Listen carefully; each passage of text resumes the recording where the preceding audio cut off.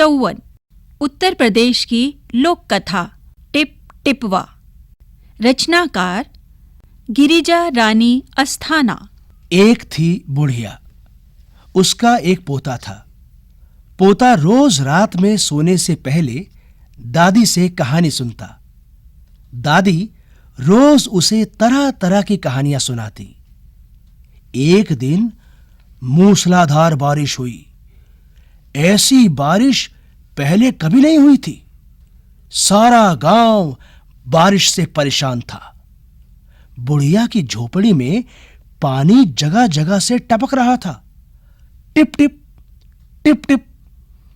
इस बात से बेखबर पोता दादी की गोद में लेटा कहानी सुनने के लिए मचल रहा था। बुढ़िया खींचकर बोली, अरे बचवा, का कहानी सुनाए? ई टिप टिपवा से जान बचे तब ना। पोता उठकर बैठ गया। उसने पूछा, दादी, ये टिपटिपवा कौन है? टिपटिपवा क्या शेर बाघ से भी बड़ा होता है? दादी छत से टपकते हुए पानी की तरफ देखकर बोली, हाँ बचवा, ना शेरवा के डर ना बाघवा के डर, डरता डर टिप टिपवा के डर। पृष्ठ 55। संयोग से मुसीबत का मारा एक बाघ बारिश से बचने के लिए झोपड़ी के पीछे बैठा था। बेचारा बाघ बारिश से घबराया हुआ था। बुढ़िया की बात सुनते ही वह और डर गया।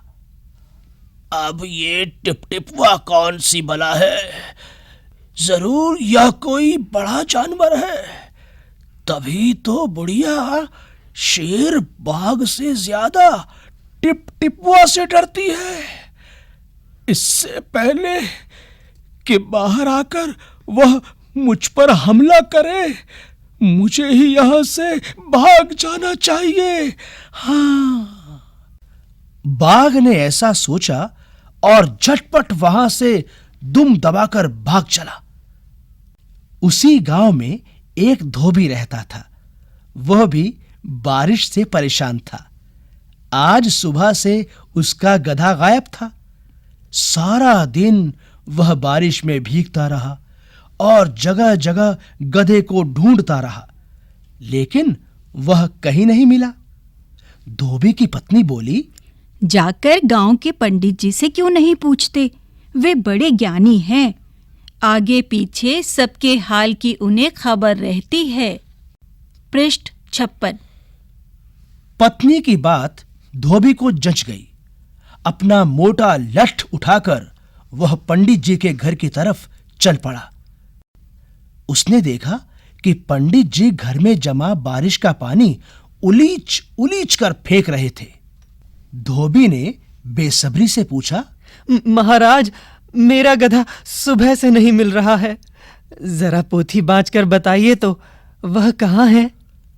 सुबह से पानी उलीचते उलीचते पंडित जी थक गए थे। धोबी की बात सुनी तो झुंझुला पड़े और बोले, मेरी पोथी में तेरे गधे का पता ठिकाना लिखा है क्या, जो आ गया पूछने?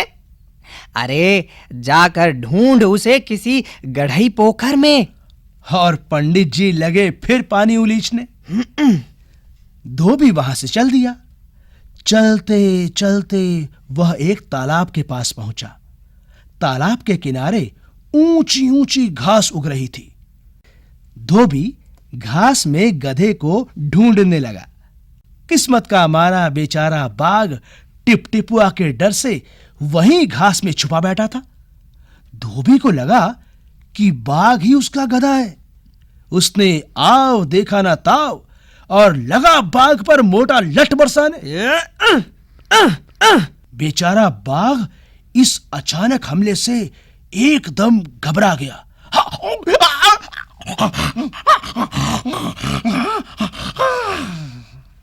पृष्ठ 57। बाघ ने मन ही मन सोचा, ओ, लगता है यही टिपटिपवा है। आखिर इसने मुझे ढूंढ ही लिया। अब अपनी जान बचानी है तो यह जो कहे चुपचाप करते जाओ।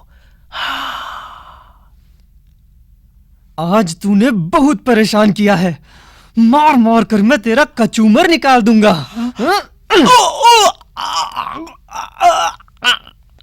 ऐसा कहकर धोबी ने बाघ का कान पकड़ा और उसे खींचता हुआ घर की तरफ चल दिया। बाघ बिना चूं चपड़ किए भीगी बिल्ली बना धोबी के पीछे पीछे चल दिया। घर पहुंचकर धोबी ने बाघ को खूंटे से बांध दिया और सो गया। सुबह जब गांव वालों ने धोबी के घर के बाहर खूंटे से एक बाघ को बंधे देखा तो उनकी आंखें खुली की खुली रह गईं।